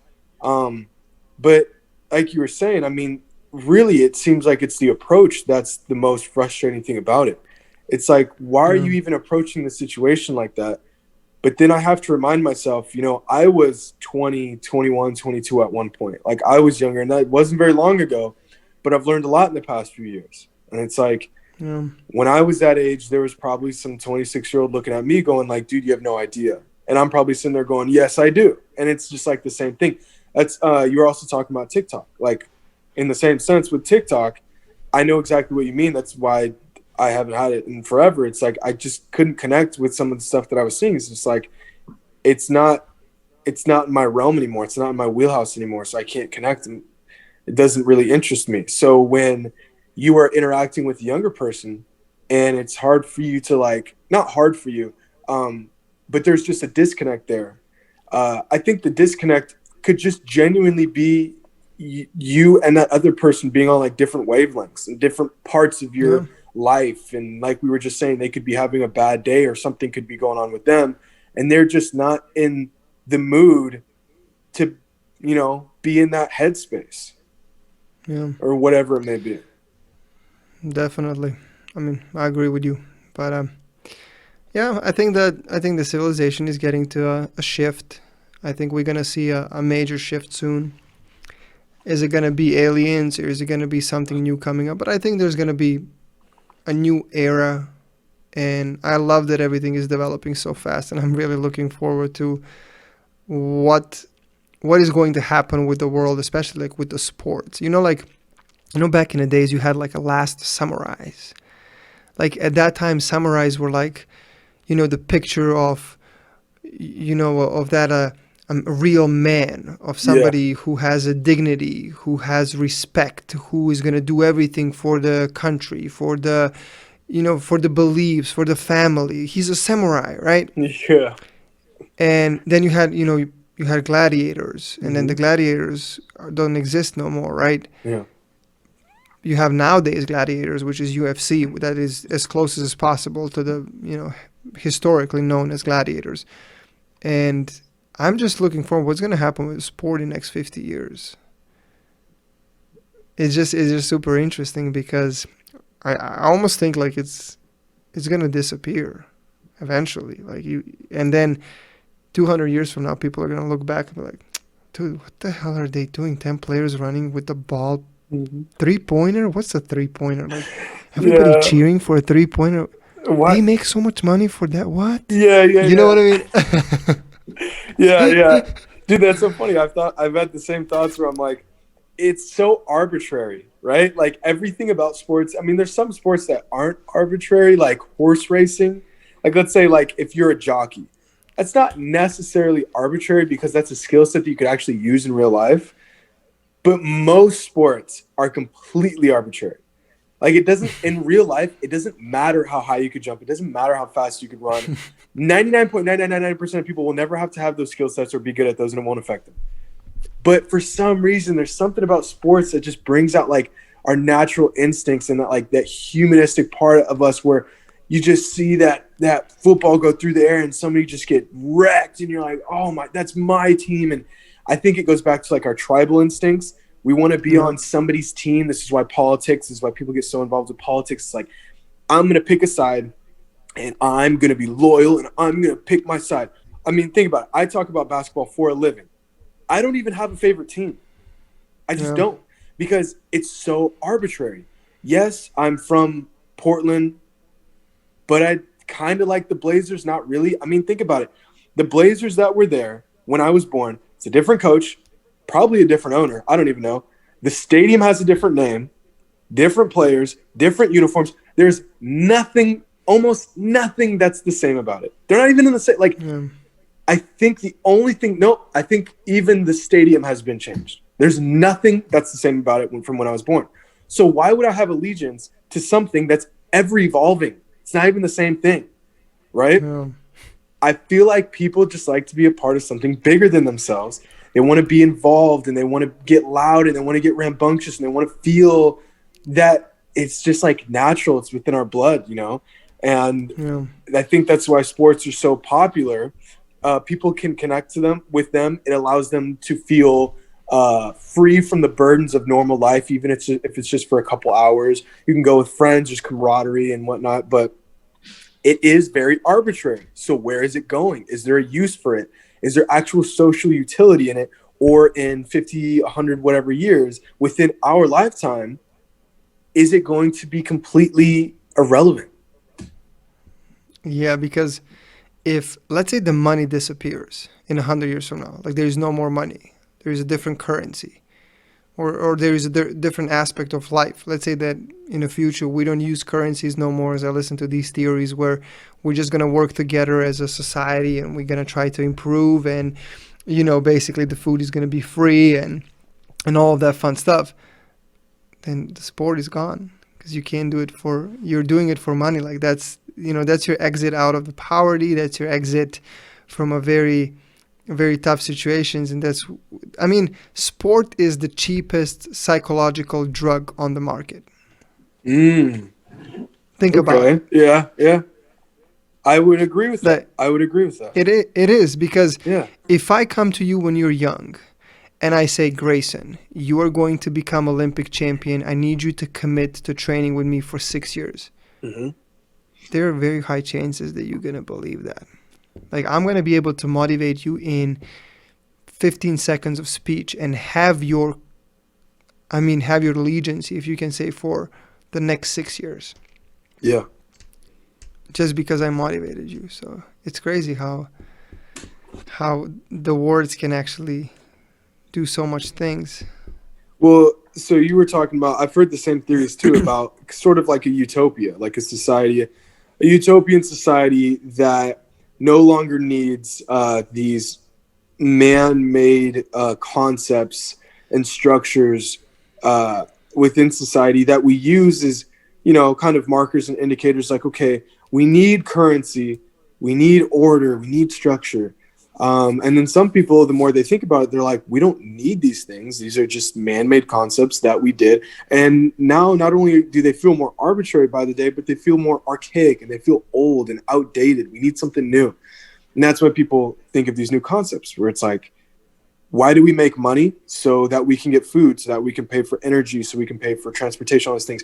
Well, what if everybody did their job to the point to where we wouldn't need money because all of those things would be provided for us? It's like everything is self-sustaining.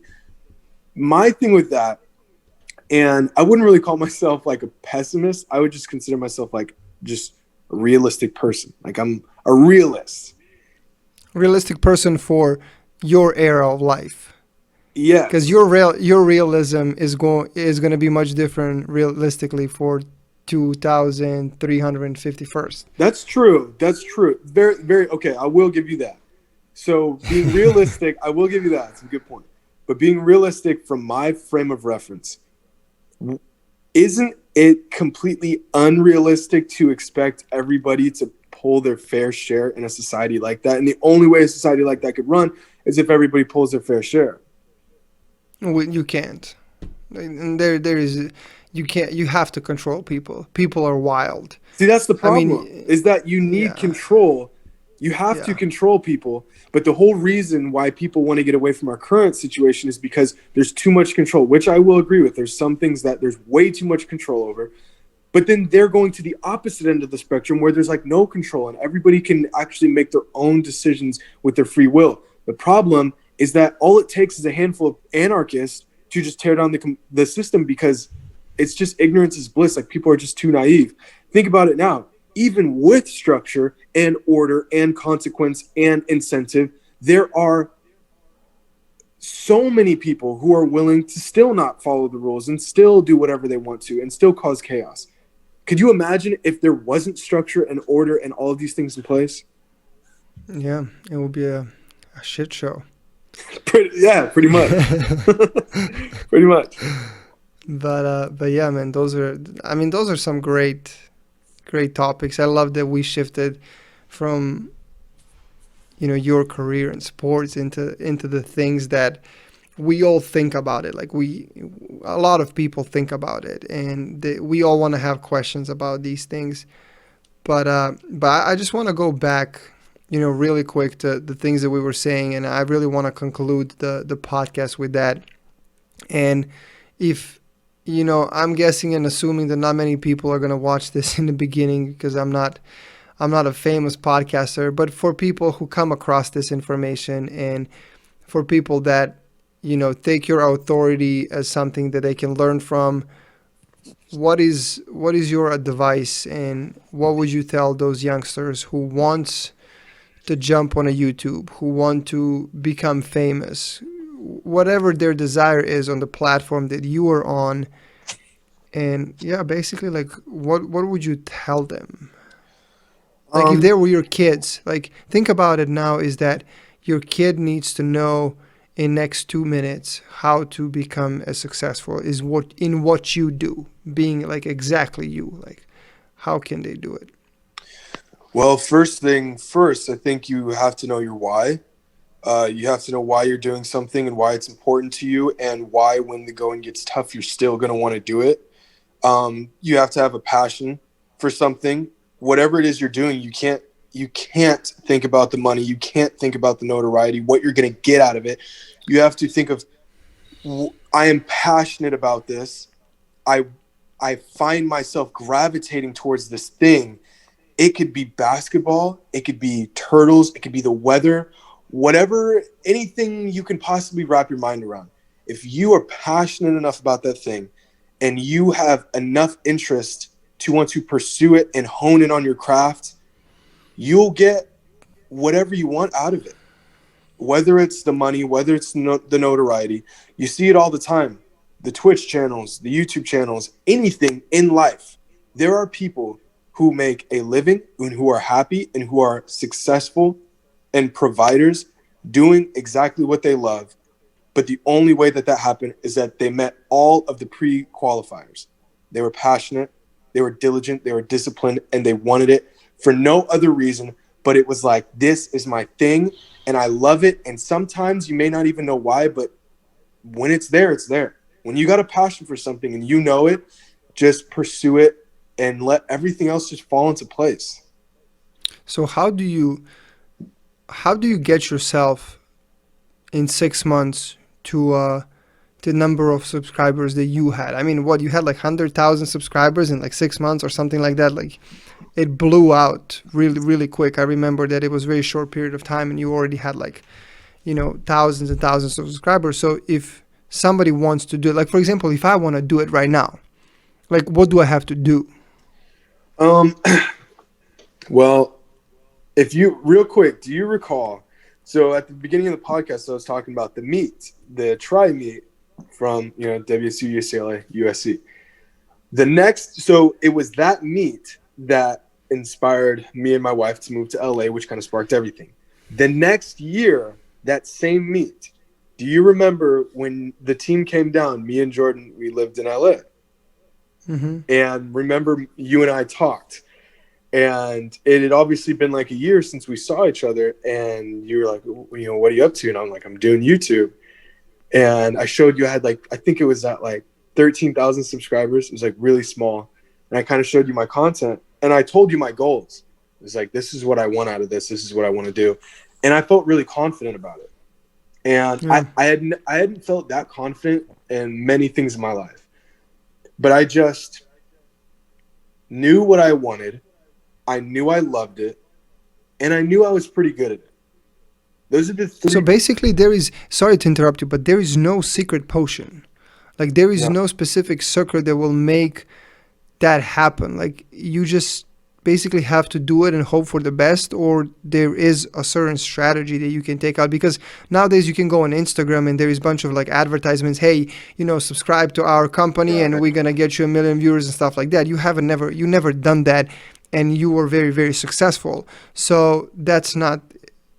I guess you can use that as a strategy, but like, what's your, like, how somebody can get to your level? Like, I get it. Like, you have to be passionate, you have to be motivated, but is there something like a secret that you have to have in order to succeed on a YouTube platform?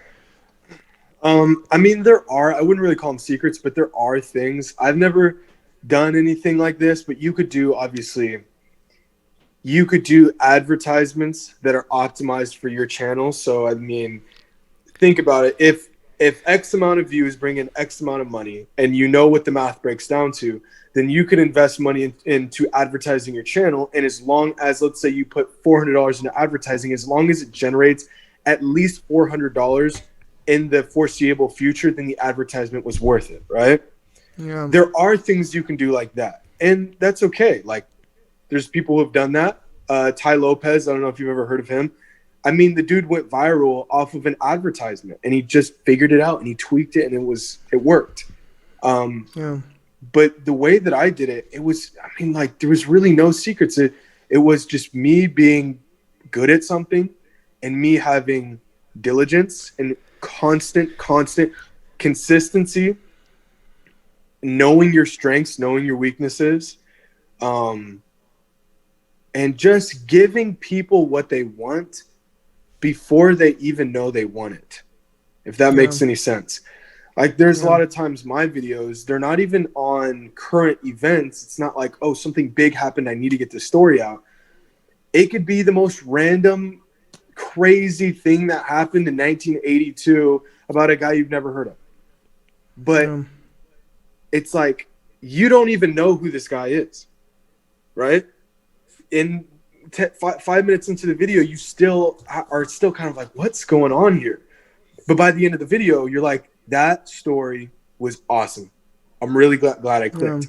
Well, how do you get to that point? You got before that happens, you have to build rapport, and you have to the constant uploads, and you have to do what is popular. So when I first started, it was like top 10 videos, and it was, it was like the IRLs, so the in real life videos. It was the challenges. It was things like that. Once I built rapport and once I built a following, then I was able to do more of what I wanted to do. I wanted to do these stories. I wanted to do these crazy stories. And by then, I had already built up so much rapport and trust and confidence with my following that they were like, this video seems random. What is this about? What is this thumbnail? What is this title? But they'll click it because they trust me and they trust my content. Yeah. So go ahead. No, go ahead. You can finish. So it's kind of like a formula, and each piece is just as component or just as vital as the next. But I hate to be cliche because it's like, I'm trying to think, was there something that I did that doesn't seem or that seems really obvious to me but may not be obvious to others? And it's just, you gotta love it. Like, you have to love it. You have to want to do it every single day. And you can't think about like, oh, if I'm going to make a paycheck off of this or how much money. You just have to be indulged in it all the time. That's great. I love it. I love what you do. And I think it's great. I'm so glad that you found the passion and found something that you're really, really good at. And especially when it comes to like talking and putting the thoughts down, I think that you're amazing at that. And it's always awesome to have a deep conversation about you. I think that the more, the older we get, the more books we read, the more things we listen and see. I think the conversations are just going to continue to be better and deeper and deeper, which is great. So, for anybody who came to a end of this podcast, which is going to be very unlikely in the beginning, which I'm okay with, I'm going to share all of your information down there in YouTube and your links and all of that. And yeah, hopefully somebody can learn something from you, and hopefully there is one more Jimmy out there making big moves and living a happy life, man. Well, I appreciate it. I appreciate you having me on, and it was a pleasure to talk to you, to talk to whoever's listening to this, sharing some thoughts. And it's always a pleasure connecting with you, talking about whatever it is that we want to talk about, and whatever it is you want to pursue next in life. I wish you nothing but the best. And as always, man, it's always good.